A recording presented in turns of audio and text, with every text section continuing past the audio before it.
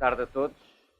Antes de mais, gostaria de agradecer ao El Corte Inglês, mais uma vez, receber-nos aqui à Fundação Francisco Manuel dos Santos como um ensaio e uma iniciativa cultural que se inscreve no âmbito estatutário da Fundação e também no âmbito cultural do El Corte Inglês. Gostaria também de agradecer ao Sr. Engenheiro João Soares o facto de ter aceito o nosso convite e também o convite do professor Santos Pereira para apresentar o seu ensaio sobre o futuro da floresta em Portugal e, naturalmente, gostaria de agradecer a honra que nos deu ao professor Santos Pereira, a honra que nos deu em escrever para nós um ensaio desta qualidade sobre um tema desta atualidade. Sem mais delongas, passaria a palavra ao Sr. Engenheiro João Soares. Muito obrigado. Boa tarde a todos. Obviamente, as primeiras palavras são de agradecimento à Fundação e ao autor, obviamente, o convite honrosíssimo que me fizeram e eu não resisto, e na altura em que esse convite, tinha algumas notas sobre isso, não resistia à proximidade da efeméride de 40 anos de abril e perguntava-me como cantor, eu não tenho direito a cantar, o que faço eu aqui, não é? Sou eu aqui. É assim uma cantiga que tem essa de facto, apresentar um livro, ou apresentar este livro, da Floresta Nacional, implica, obviamente, previamente, apresentar o autor. E eu não tenho, de facto, bagagem e capital para apresentar o professor João Santos Pereira, o João Santos Pereira, meu colega e amigo, o simples facto de ele ter uma carreira científica tão notável que citar áreas onde ele trabalha é sempre muito pouco. Aquilo que eu posso dizer-vos, e aprendi isto porque há pouco tempo tive a oportunidade de estar mais tempo no Instituto Superior de Agronomia, onde nos encontramos nos anos 60, e de facto o professor João Santos Pereira é seguramente o cientista português melhor classificado, de mais alto nível no ranking internacional das ciências da ecologia e português, obviamente, o cientista português de mais alto nível no ranking internacional das fisiologias vegetais, da ecologia, do mundo onde ele dedicou uma vida inteira. Onde eu diria para aqueles mais velhos que também recordam da sucessão política e social de abril, havia uns quantos oficiais generais que eram da Viagem. Este professor catedrático não é da Viagem. É, de facto, um homem que fez a sua carreira pelos cânones da ciência e com o respeito da ciência. Porque, de facto, o facto ser professor catedrático, que é por si só uma posição de mérito indiscutível, como tudo na sociedade, há-os assim e há-os assados. Porque eu, quando era mais miúdo, muito miúdo, das primeiras vezes que saí sozinho, o meu pai recomendava-me: se te perderes, mandas parar um táxi, porque os homens dos táxis, os motoristas, são pessoas de muita confiança. Como imaginam, já foi há muitos anos, não é? Também se tinha a absoluta consciência que os juízes, não os juízes de tribunais plenários, obviamente, mas os juízes eram pessoas conhecedoras, experientes, e hoje, se calhar, também já não temos deles a mesma ideia e a mesma imagem. E seguramente tínhamos todos um enorme respeito pelos professores em geral e pelos professores da universidade. E essa é uma característica muito distintiva que ainda se mantém na grande maioria dos professores do Instituto Superior de Agronomia, onde cursámos e aprendemos os primeiros passos de temas tão interessantes como a ecologia. Eu, mais urbano, o João Santos Pereira, menos urbano nessa altura, mas eu mais urbano quando entrei em agronomia, tive uma parte de uma cadeira que era ecologia. E eu nunca tinha ouvido falar em tal palavra. Não é? E, por consequência, aprendi, estudei e aprendi a ecologia ciência. Muito antes da Conferência de Estocolmo, muito antes das primeiras reuniões dos summits internacionais dos movimentos ambientalistas e muito antes do ecologismo. E, por consequência, admiro muitíssimo quem tem deste tema do ambiente, e a floresta tem uma ligação fundamental com o ambiente, bases sólidas. E por isso, como digo, a floresta, onde trabalhei 40 anos, a amizade e o respeito que tenho pelo trabalho do Dr. Santos Pereira, talvez expliquem a minha presença aqui. Mas curioso é também meditarmos sobre o título do livro sobre o qual refletimos. É o futuro da floresta portuguesa. Bom, se for a palavra portuguesa ou Portugal, não há grandes dúvidas, pelo menos até ver, não é? Já sobre a floresta há imensas dúvidas. E eu recordo que no dia 21 de março passado, não é uma coisa tão antiga, um conjunto distinto de grupos ambientais portugueses apresentaram um manifesto a dizer que a floresta para a indústria não é floresta. É outra coisa, não é floresta. E por isso há aqui uma questão de aquilo que parece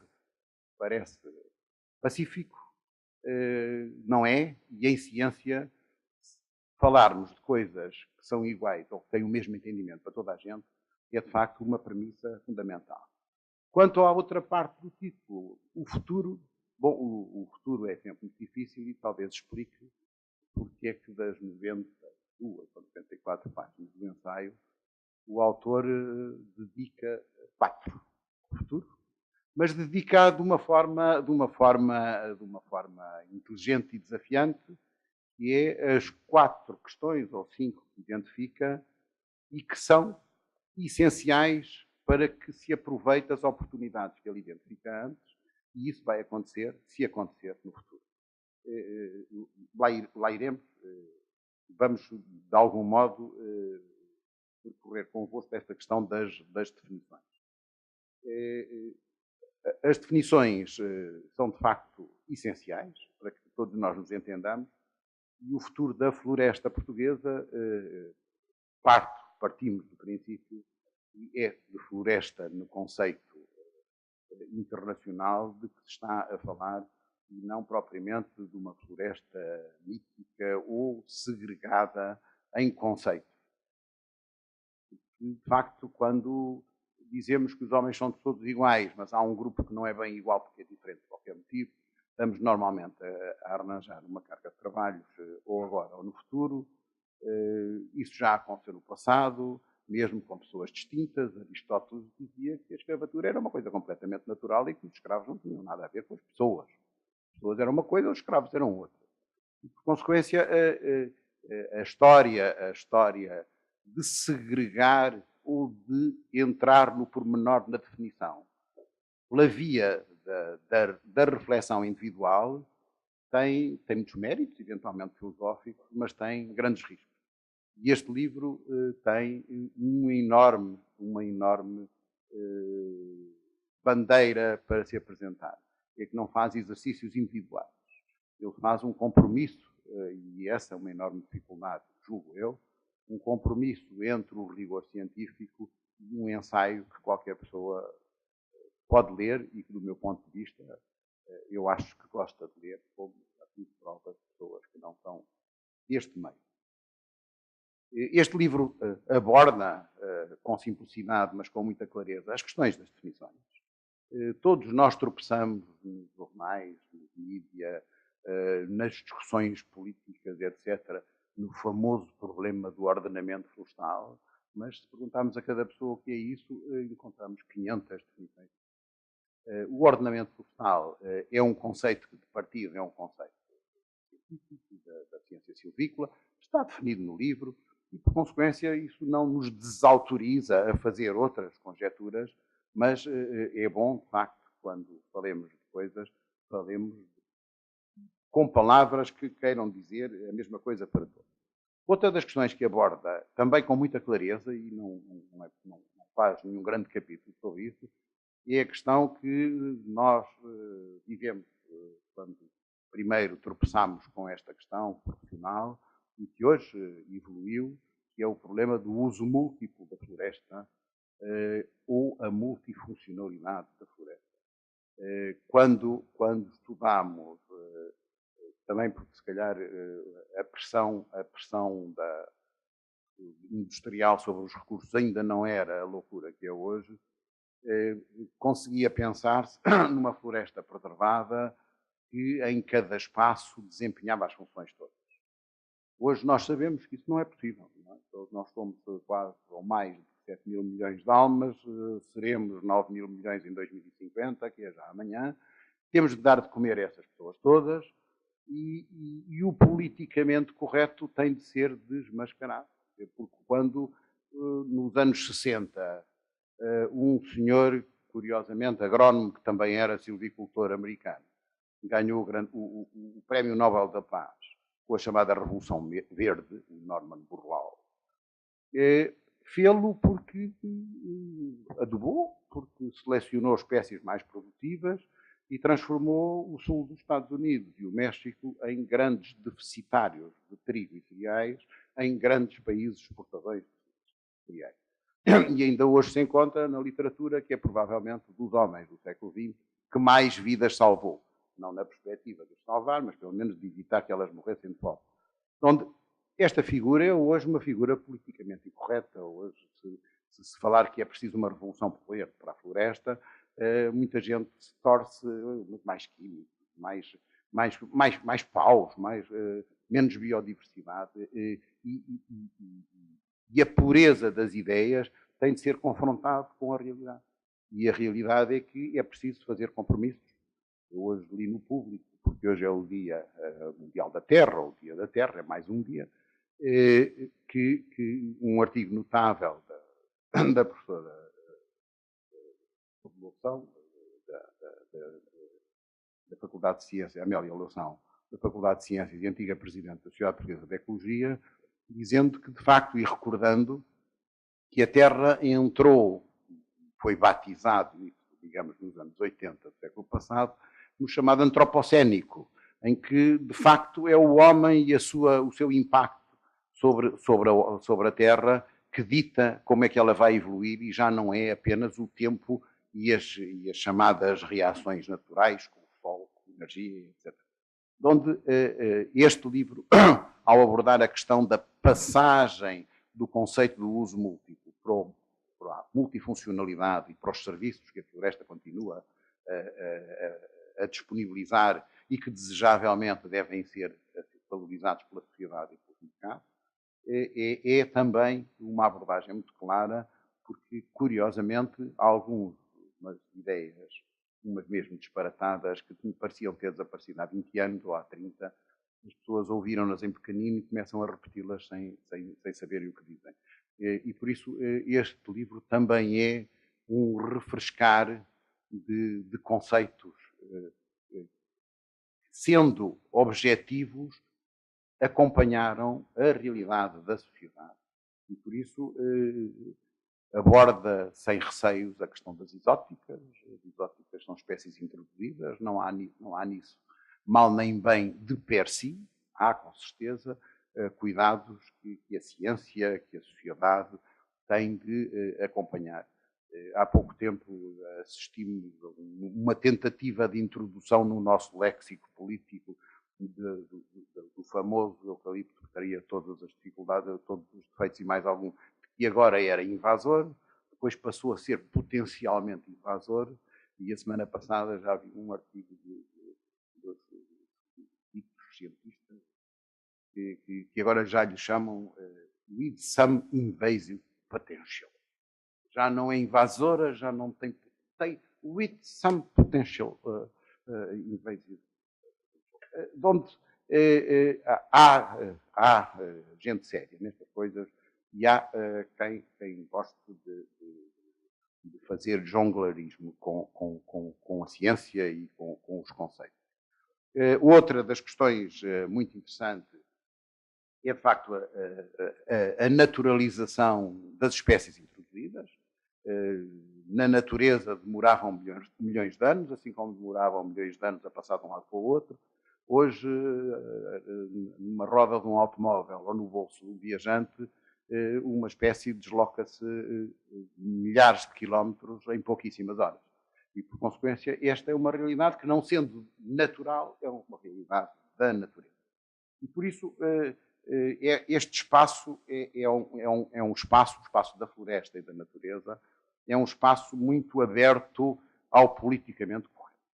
E eu penso que não será um elogio, será objetivamente, é que no politicamente correto, na procura de palco nos mídia e em algum carreirismo pseudo-ambiental ou até político, não se encontra esse autor. E isso é uma prova, para mim, da grande seriedade com que este tema da floresta, que nos últimos 40 anos, em que vivemos profissionalmente muito desta questão da floresta, o professor João Santos Pereira nunca embarcou em bandeiras folclóricas, progrediu progressivamente no caminho da ciência, com as dificuldades, e ele hoje é um homem altamente sabedor da questão das alterações climáticas, mas sempre dizendo que se a gente mudar um parâmetrozinho no computador, as coisas não são sempre exatamente iguais, há que ver com prudência o resultado, e esta matéria da ciência não o deixou nunca afastar-se, e mais recentemente, eu diria, porque mais recentemente estou contactado mais, com as questões da política, não no sentido da política do partido, mas da lei, da organização, do regulador, da política florestal em Portugal.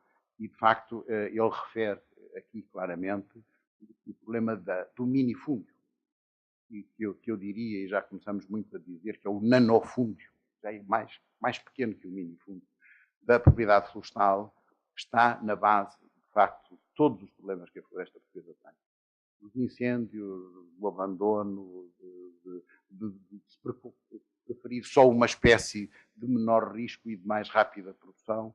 É aí que está o problema e é aí que os reguladores, os políticos têm de olhar, e aí não podem, obviamente, contar muito com os cientistas. Quanto ao futuro, o livro e o autor dizem que há mercado para os produtos florestais, que Portugal, e já o sabíamos, não produz muito, eu diria que não produz praticamente nada, limita-se a trocar, mas do pouco que produz com alto valor acrescentado português, são produtos florestais. Tem solo sem grande competição com outros usos desse mesmo solo, tem solo e energia e tem know-how para estas espécies florestais, para a silvicultura e para as indústrias que transformam os produtos florestais. De onde as tais 4 páginas deixam pistas do que é preciso fazer, aumentar ou, pelo menos, evitar o decréscimo da área florestal, e obviamente que enquanto a situação se mantiver, os fogos são uma parte fundamental nesta alteração, primeiro qualitativa e depois quantitativa das espécies florestais. Reflorestar e usar para novas florestações genótipos ou material melhorado capaz de ter flexibilidade para as alterações climáticas, que são obviamente evidentes, e quanto mais longas as rotações, melhor preparadas têm de ser o material de reprodução. Aumentar a retenção de carbono é um pouco o corolário dos outros anteriores. A detecção precoce e o combate a patogénicos num ambiente de alterações climáticas é garantido que vamos ter mais problemas fitossanitários. Nós vivemos um limbo, nomeadamente com o eucalipto, como se vive sempre quando se introduz uma espécie, não há inimigos naturais e, por consequência, parece que nada acontece àquela espécie. Quando eles começam a chegar, a espécie não tem os inimigos dos inimigos, e o Miguel Serrão passou por essas coisas, e por consequência, tudo o que é difícil, numa primeira fase, é ainda mais difícil. E isto vai passar-se em breve e fortemente. E, obviamente, fazer aquilo que a gente há muitos anos anda a dizer, muita gente anda a dizer, e que nunca se fez em Portugal, que é introduzir a madeira na construção.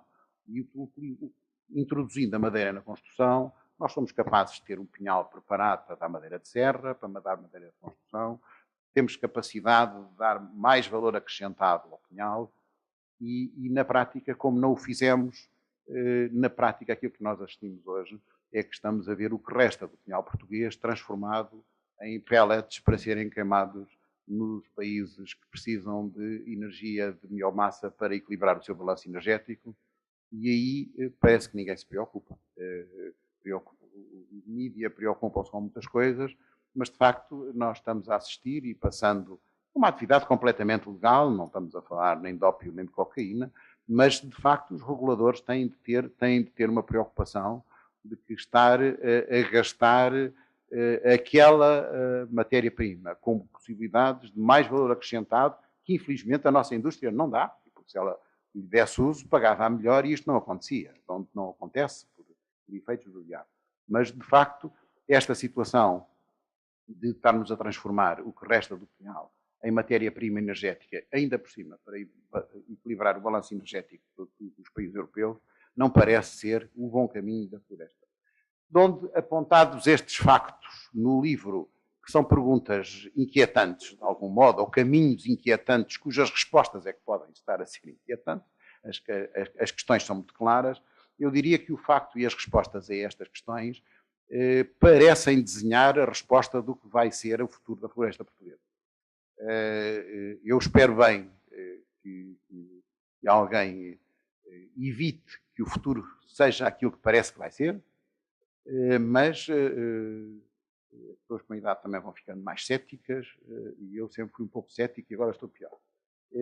Mas o que direi, para terminar esta apresentação, que já vai longa, é que é um livro notável pelo tema, pela atualidade. O país está com uma mão à frente e uma mão atrás, não pode, aparentemente, não poderia descuidar os poucos recursos que tem.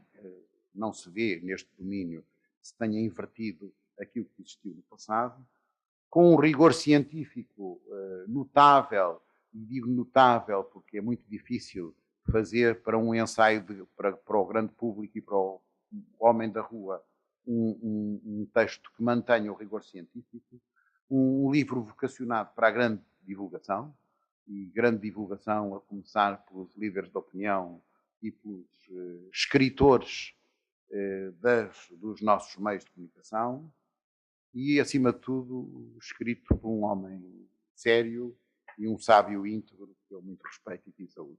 Muito obrigado.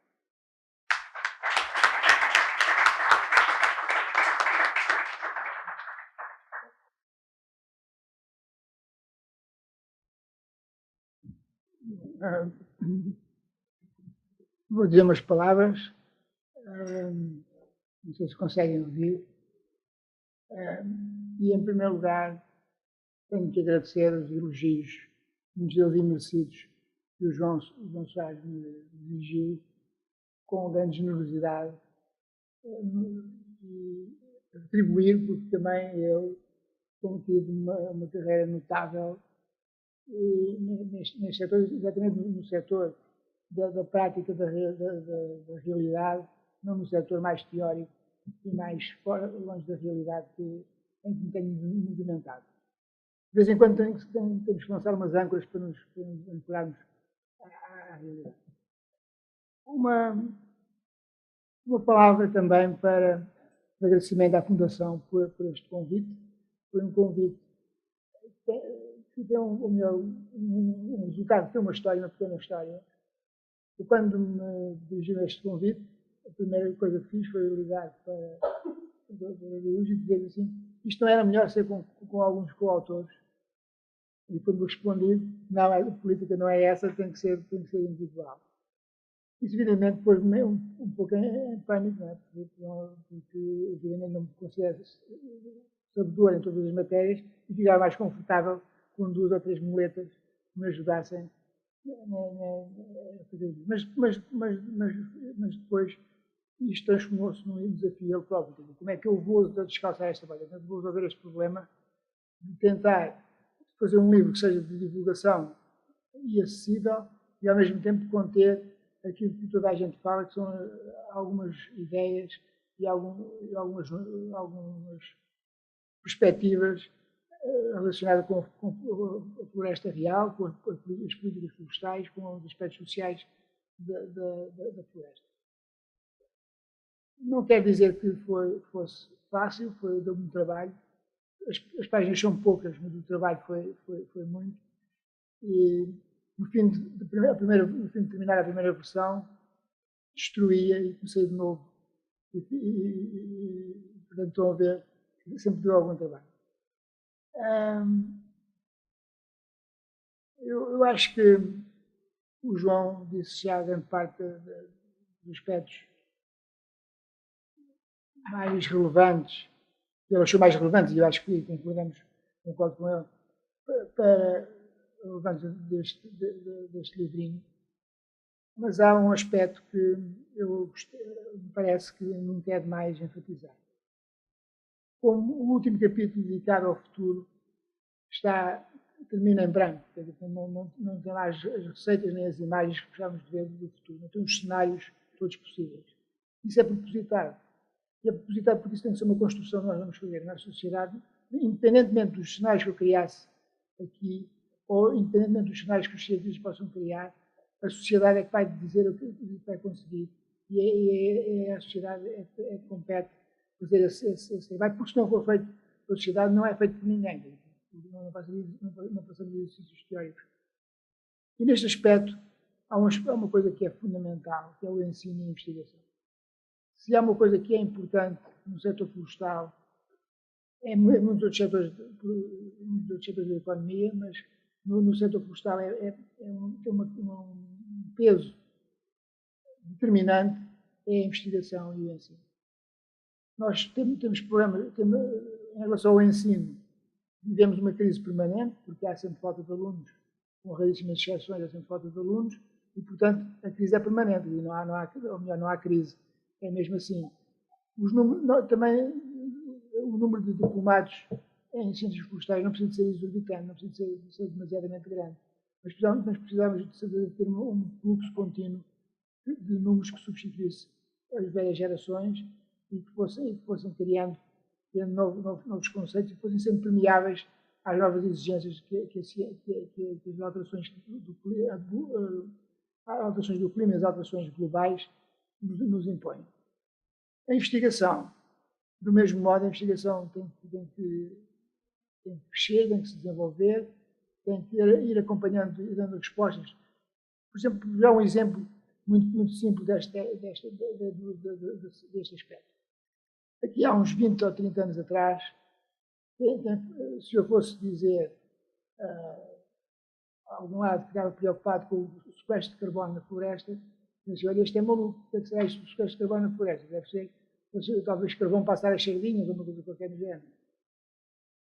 Hoje isso tornou-se uma coisa operacional. Portanto, hoje, se nós não tivéssemos começado há 20 anos a trabalhar nisso, hoje estávamos com as mãos a abanar porque não tínhamos os valores e os dados necessários para cumprir os tratados internacionais neste capítulo.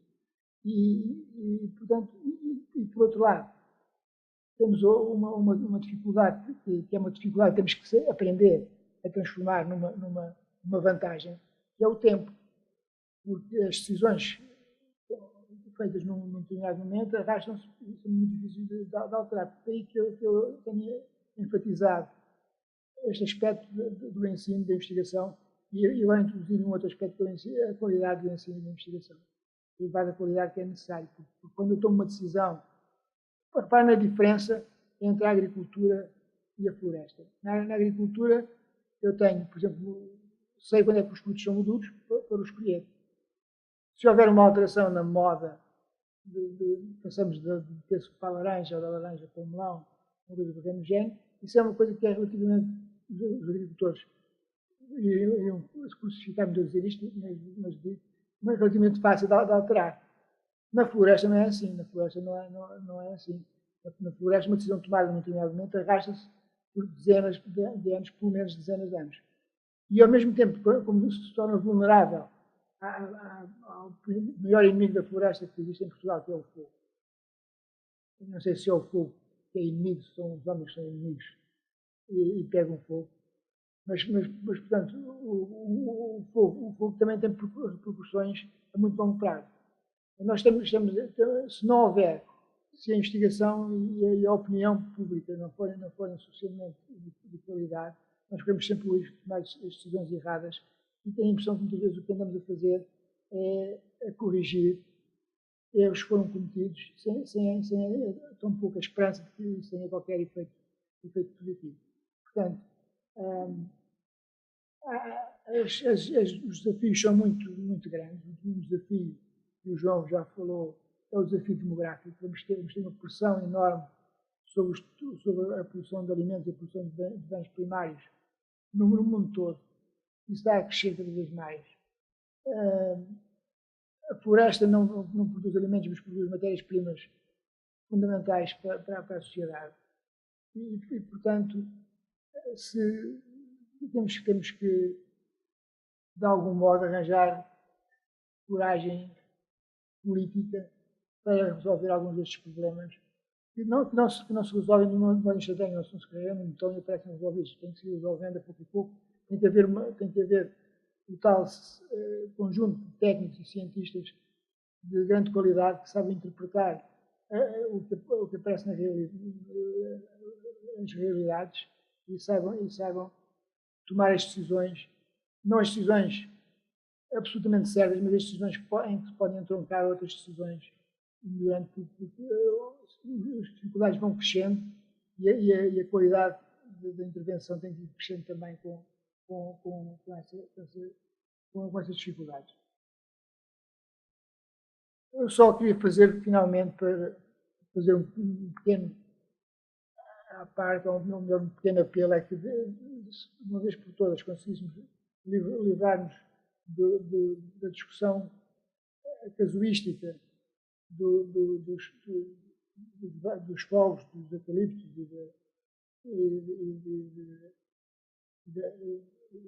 dos insetos, dos parasitas, se conseguíssemos libertar-nos desse discurso casuístico e nos dedicássemos a tentar arranjar soluções viáveis do ponto de vista político, seria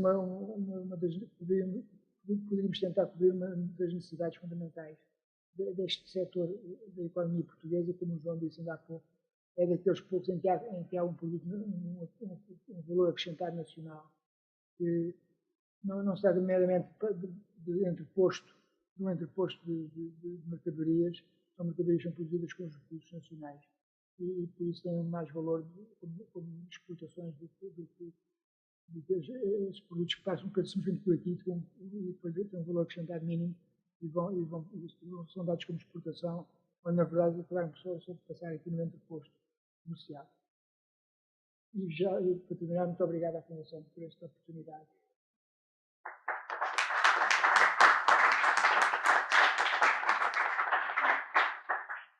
Temos agora ainda um período de debate breve, se quem quiser colocar alguma questão ao professor Santos Pereira.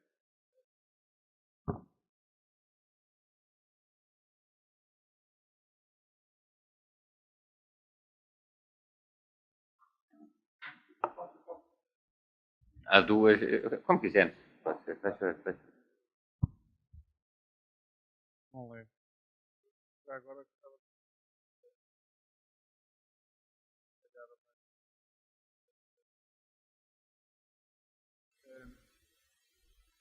falar muito de pagamentos de serviços de ecossistemas. Se tem alguma, ou pode dar alguns exemplos que isso pode comentar em verdade.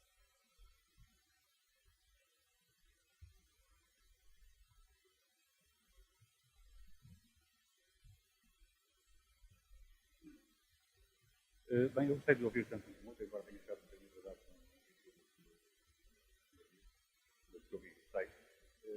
Eu tenho alguma sensibilidade a esta área, embora a minha área seja outra, mas gostei de ouvir falar na questão da madeira, da utilização da madeira para a faz em muitos países, mais utiliza-se madeiras de construção, de construção, países do norte, Estados Unidos da América, etc. Portanto, é possível fazer com qualidade. E habitações, desde logo, com grande qualidade para habitar. Eu sou muito sensível por uma razão também específica, porque eu há 35 anos iniciei um político partidário, tinha 18, 19 anos, entrando para o PPM, onde estava o Gonçalo Coelho. E saí passado 5 anos quando eu saí. E, portanto, este tipo de questões já era falado na altura. O que é estranho, ou talvez não seja, é que pouco se mexe neste assunto a sério. Os políticos não mexem neste assunto a sério. E o professor falava da falta de... Devia haver coragem política. Eu acho que não há coragem. Antes de haver coragem política, tinha que haver competência e seriedade política, e não há. E, portanto, estar à espera que se faça alguma coisa nesta área, como em outras, que não dão dinheiro como as autoestradas, dinheiro para os próprios políticos, para os partidos políticos, etc., é estar à espera de algum milagre de Fátima, que provavelmente já não vai haver. Muita coisa tem que mudar, e tem que mudar desde logo, é na classe política. Tem que haver um incêndio na classe política.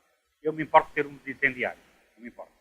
Tenho a certeza que não vão fazer mal a seguir, porque há muita gente que está ao lado.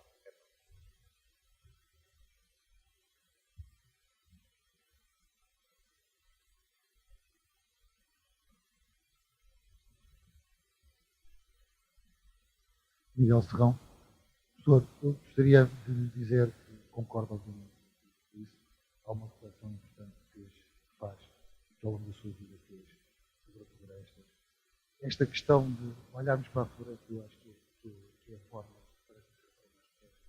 É não olharmos para o problema, não estarmos a perder mais tempo. Já falámos um pouco, disseste que há anos das pragas, e pensar em soluções que sejam minimamente consentâneas com aquilo que é a realidade.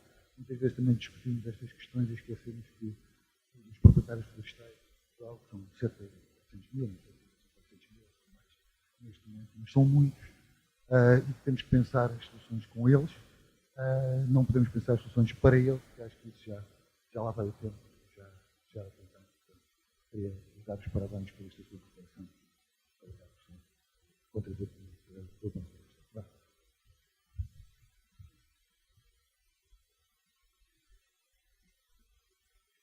Não. Bom, em relação à pergunta do João eu tenho a impressão que é uma pergunta extremamente difícil, não sei se todos ouviram a pergunta, mas é uma pergunta extremamente difícil e tenho a impressão que já passou o tempo da ingenuidade, já passou o tempo em que as pessoas pensavam que vinham aí uns pagamentos tremendos pelos serviços do ecossistema, sem mais nada em troca. Isso cada vez é menos verdade, cada vez é menos possível. Pode haver, tem que haver imaginação para criar alguns spin-over de outros aspectos, mas não vai ser nenhuma panaceia que vai resolver os problemas da floresta. A floresta, se não for produtiva, na maior parte dos casos não é viável. Portanto, ou ela é produtiva porque os proprietários a tornam produtiva, ou ela produz alguns bens que a sociedade em geral requer e por isso pagará. Mas pagará, na minha opinião, nos casos concretos, no sítio definido, não do modo geral. Vamos lá tanto pelo carbono, portanto, o carbono tem que ser negociado. E, portanto, acho que acho que já passou o tempo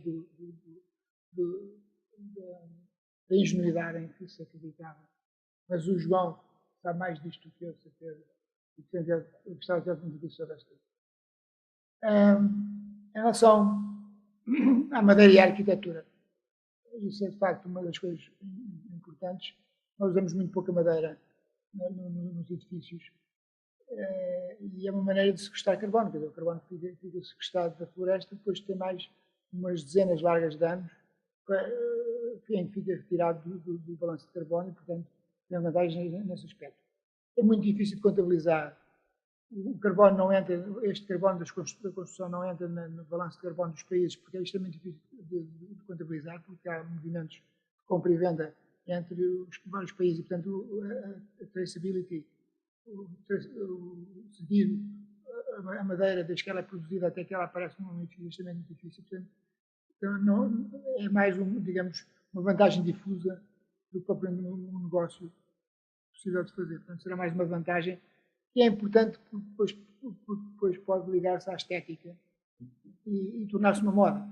E, portanto, acho que a madeira é o grande material de construção, sempre. Aliás, matéria vem de madeira. A palavra matéria vem de madeira, portanto, era a matéria. Era a madeira. E, portanto, usava-se madeira em quantidades fenomenais antes da Revolução Industrial. E só com a substituição pelo aço é que houve uma alteração. Mas eu acho que é extremamente importante. Em relação aos outros aspectos que referiu, não tenho nada a acrescentar.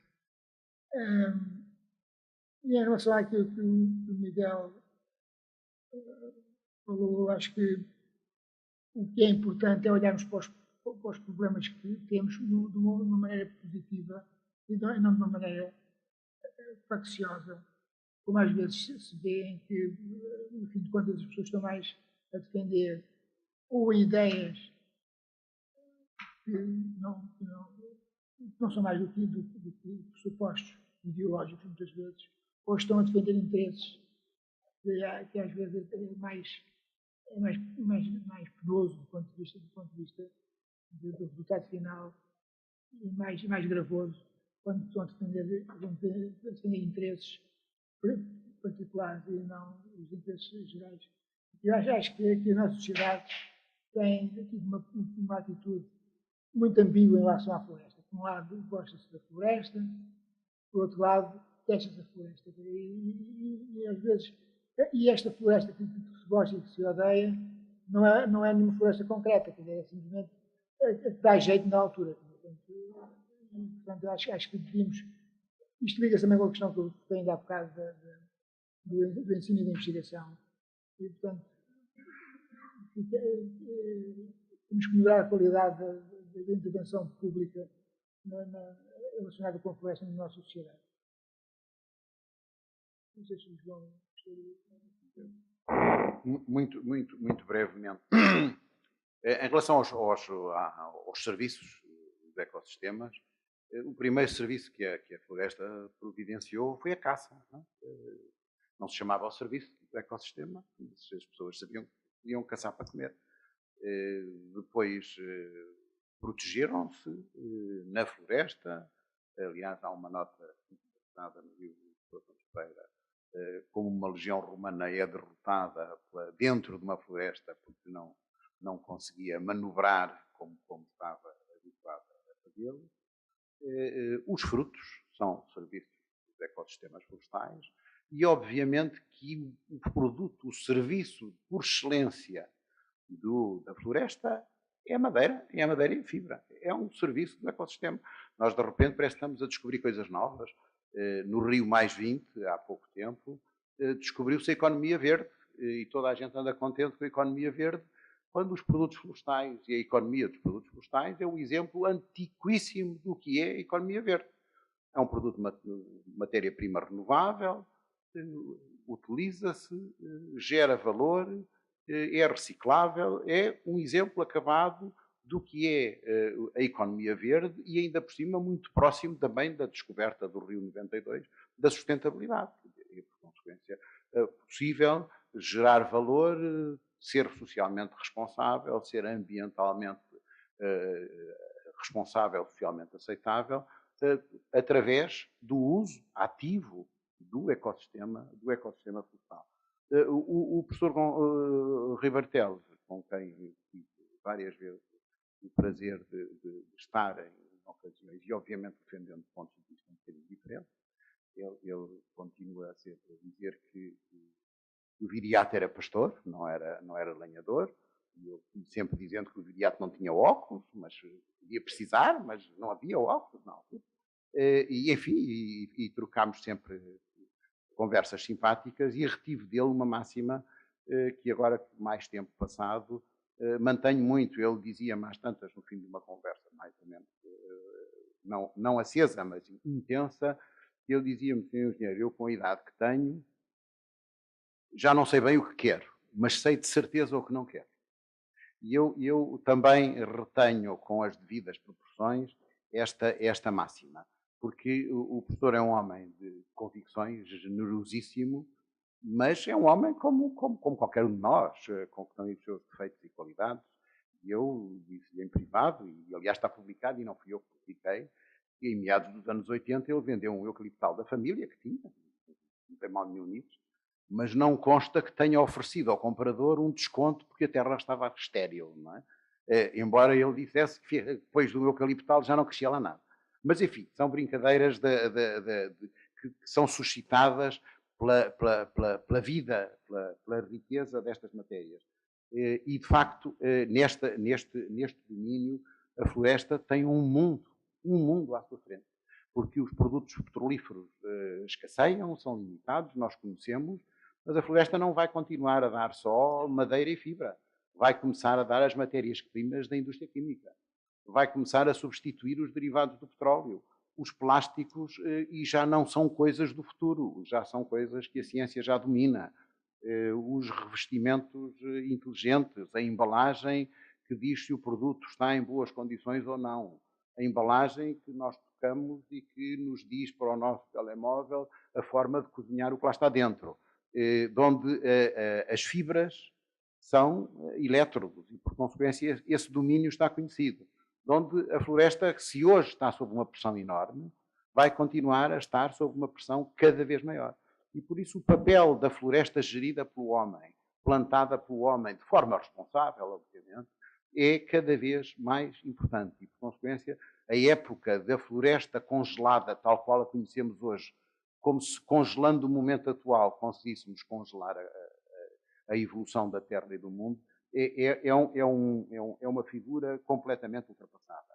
Onde eu julgo que a floresta tem um papel importantíssimo hoje na economia portuguesa, e se fôssemos inteligentes enquanto sociedade, podia ter mais. Não necessariamente para fazer mais pasta ou para fazer mais do que fazemos, mas para irmos mais depressa e estarmos à frente numa realidade que é conhecida. Já não estamos a falar de fazer altíssima investigação para a qual não temos meios, nem somos, com certeza, um país com essa vocação. Mas podemos fazer muito. E se não fizermos, acontece o que aconteceu com a madeira serrada, para recordar o exemplo que deu na arquitetura.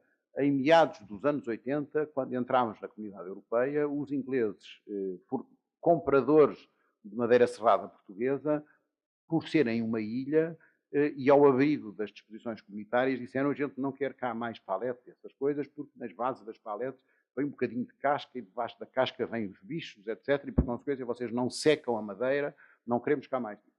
E foi possível negociar formas de verificação, etc. Mas na altura passou-se a mensagem aos serradores portugueses: vender paletes não é futuro. Façamos outras coisas. Para isso temos de conduzir as árvores como deve ser, para elas terem direitas, para não terem nós, para quando se fizer uma tábua num andaime, o operário não ir parar ao meio da rua. E, por consequência, esta ligação entre a silvicultura e a utilização pode ser desencadeada por regulador. E foi sugerido que a construção social, onde o Estado tem um papel importante, pudesse normalizar a construção de portas e madeiras, onde os serradores podiam construir para stock, e havia uma motivação para produzir de maior valor acrescentado, e já se podia secar madeira, coisa que os industriais na altura diziam: é muito caro, não vale a pena. Hoje, com o nemátodo, já todos os que tiveram a ficar no negócio tiveram de arranjar estufas, afinal, era possível. Mas a facilidade com que se circulava o capital e com que se vendia madeira crua, madeira verde, para ganhar dinheiro, toldou o espírito deste segmento da indústria portuguesa. E eu espero que o que resta da indústria portuguesa tenha mais visão do que aquela que se viveu nos anos 80. Boa tarde.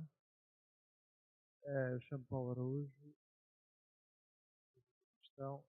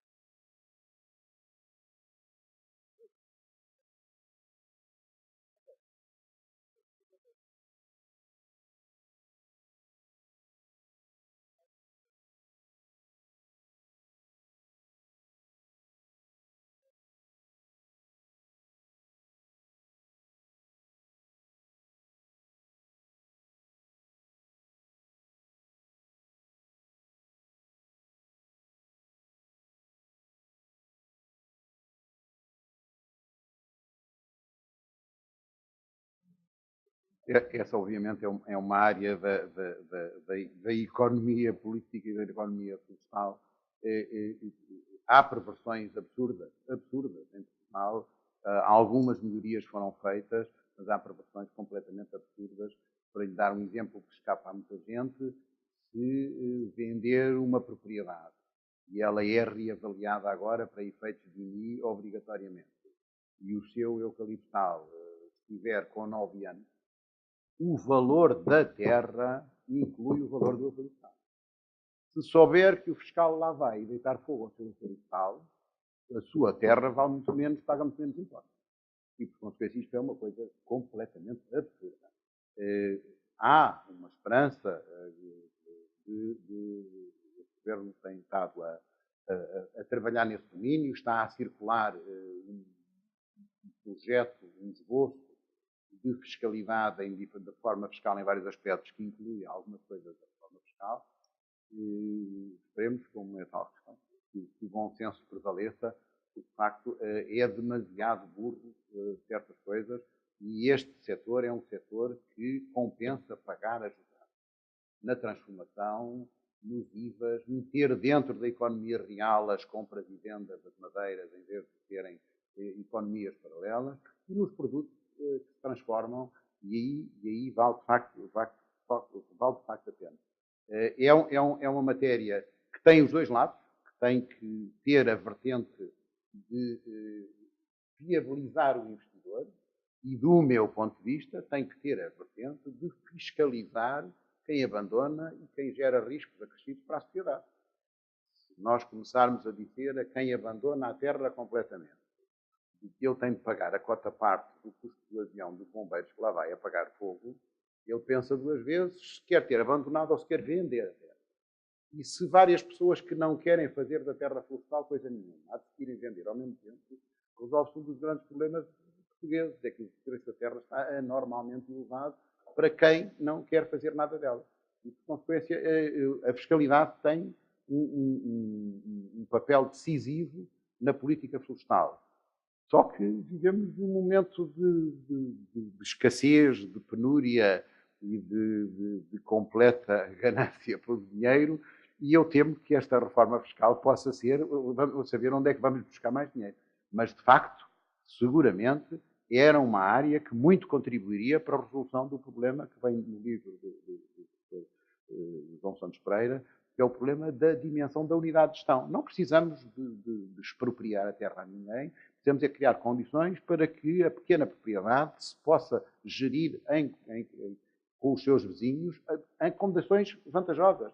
Todos nós vivemos, há aqui gente que não viveu, que quando foi o apelo aos PPRs e se disse às pessoas aforrem e poupam dinheiro dos impostos, o PPR teve um sucesso e de repente as pessoas aforraram e funcionou. As pessoas sentiram no bolso que fazia sentido. Se na floresta as medidas fizerem sentido, as pessoas respondem. Porque o absurdo que vive na floresta é a resposta racional à ausência de regras. As pessoas não fazem, não abandonam e não plantam eucaliptos no meio de uma linha d'água por serem más para a natureza, porque é assim dá mais depressa dinheiro, porque cresce mais depressa e porque correm menos riscos.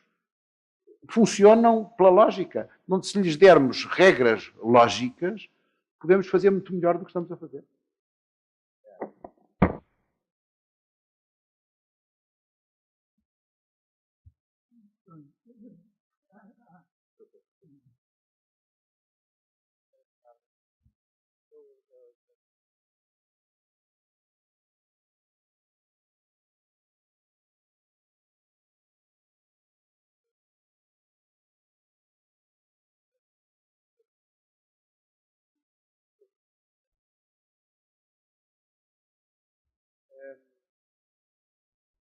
Quando era miúdo,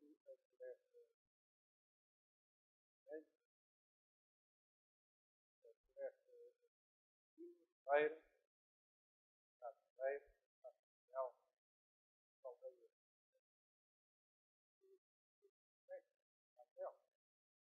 para dizer, homens começaram,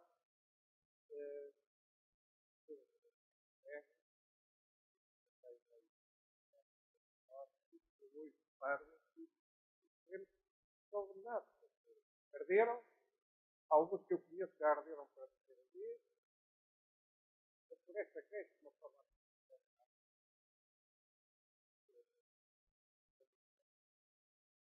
muitas das pessoas que são proprietários não estão na zona boa, rural, ou fora do país, pagam, já não sabem muito bem onde é que eles têm já não conhecem os marcos. Portanto, o que está acontecendo é que alguns proprietários conseguem isso, mas não podem comprar de uma forma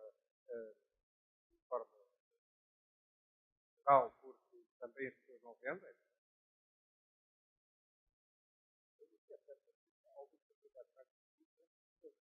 Vocês vão, portanto, espécies são úteis. Eu não estou contra o eucalipto, não tenho nada contra o eucalipto. É uma espécie útil, é uma espécie que dá dinheiro, passado 10 anos está por dinheiro passado 20 anos é que está por madeira, e portanto as pessoas plantam uma coisa.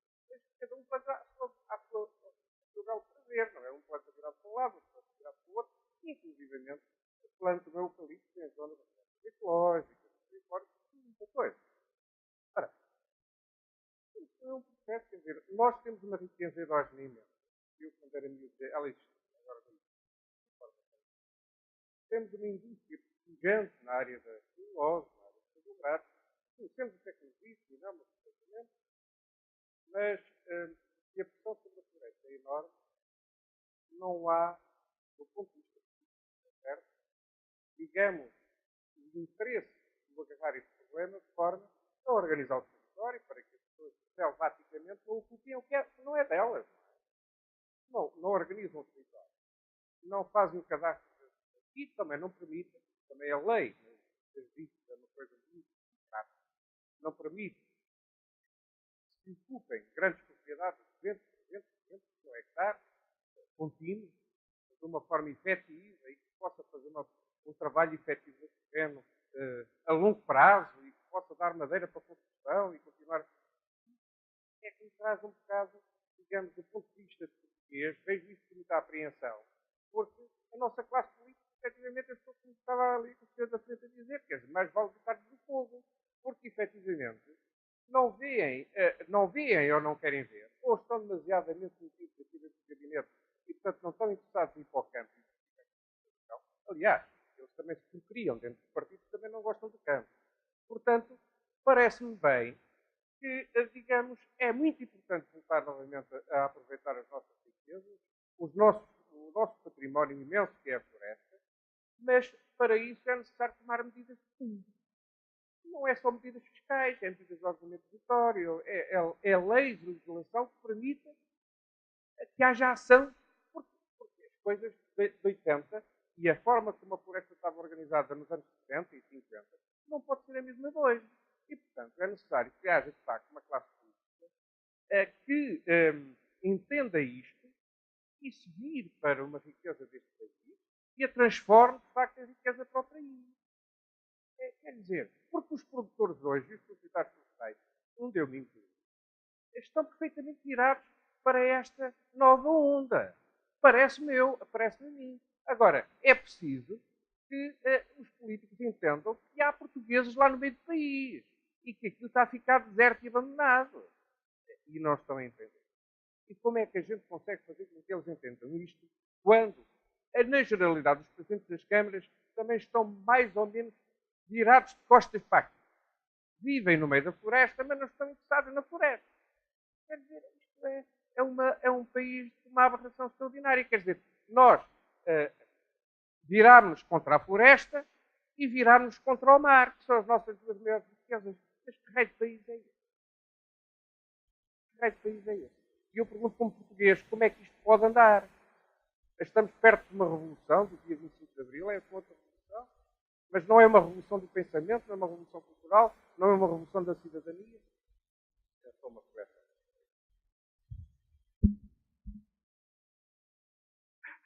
Não, peço desculpa, eu prometo não dizer mais nada.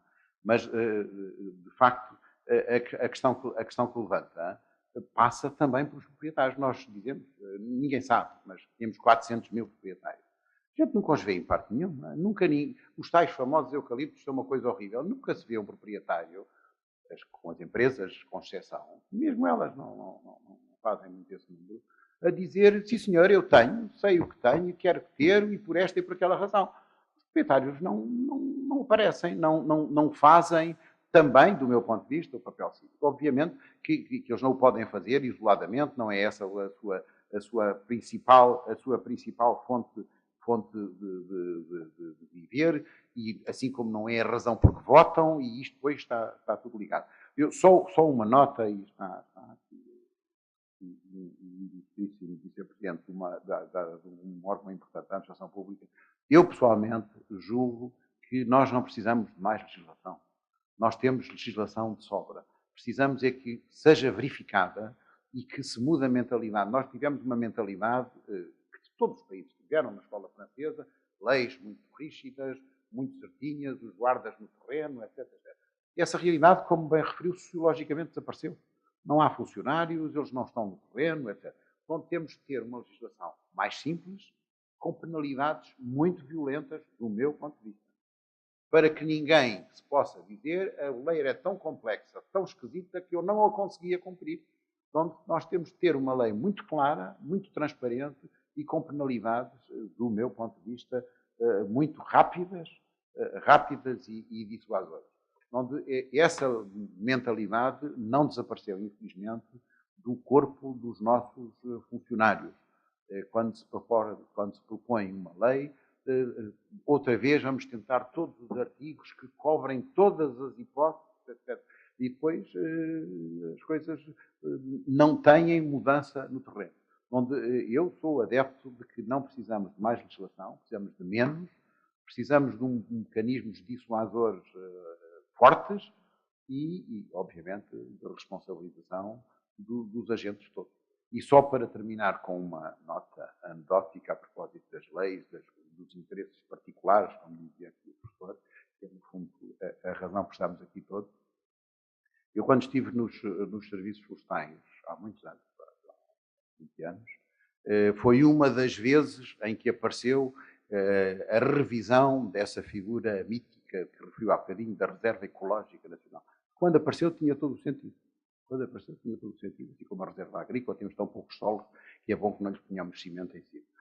Mas a Reserva Ecológica, quando estive, apareceu uma legislação, da origem do Ministério do Ambiente, em que dizia que as linhas de pomeadas eram todas Reserva Ecológica. E ninguém conseguiu perceber qual era a razão daquilo. Não há especiais biomas, fauna, a flora, coitada, é que resiste para lá estar. Ninguém quer estragá-la porque nas linhas de pomeada, normalmente. E então a resposta que recebemos do Ministério, estava no Ministério da Agricultura, do Ministério do Ambiente, é que era por razões estéticas, para não pôr lá ventoinhas, para não pôr lá, para defender a presença das ventoinhas. A ironia do destino é que hoje o maior CEO das ventoinhas portuguesas é a pessoa que propôs essa legislação. Quando a propôs, não estava a pensar nas ventoinhas, se calhar elas não existiam, mas são as voltas que o mundo dá e, por consequência, nenhum de nós está livre de ser confrontado com essas contradições, mas é um título anedótico de que a legislação por si só não resolve, tem de ser a consciência de facto das pessoas. Bom, agora já vai adiantar. Eu, sobre este assunto, acho que o João Soares tirou umas palavras. Só queria acrescentar uma coisa. Nós estamos a fazer a importância de haver um diálogo entre os proprietários, os operadores e o Estado. Acho que sem isso nunca conseguiremos ir a parte nenhuma. Por exemplo, no caso da investigação científica, nós vamos fazer um estudo sobre o efeito do que se gastou em investigação científica na prática real da silvicultura. E é muito claro que se não houver um diálogo, se não houver um receptor da investigação não for que sabe interpretar, nunca conseguimos. Então, uma atitude paternalista da universidade, por exemplo, a fornecer resultados de investigação aos proprietários é completamente ineficaz. Não serve para nada. Tem que haver os proprietários que sabem o que é que precisam, o que é que querem e têm que saber interpretar. E quando a gente vê, nas associações, a introdução de pessoas novas com uma formação científica mais sólida do que tinham as gerações anteriores, vemos que as coisas se modificam radicalmente e quase de um dia para o outro. Portanto, era só para reforçar esta ideia que o João também expressou muito bem, da necessidade de haver este contato. E vou terminar agradecendo mais uma vez. Muito obrigado a todos. Dou por autorização do autor e do engenheiro João Soares, a quem agradeço. Dá por encerrado este debate, espero que tenham gostado. No próximo dia 23 de maio, obrigado, Filipe, iremos ter o professor António Barreto a discutir com Vasco Graça Moura o livro deste último, A Identidade Cultural Europeia. Muito obrigado a todos, boa tarde.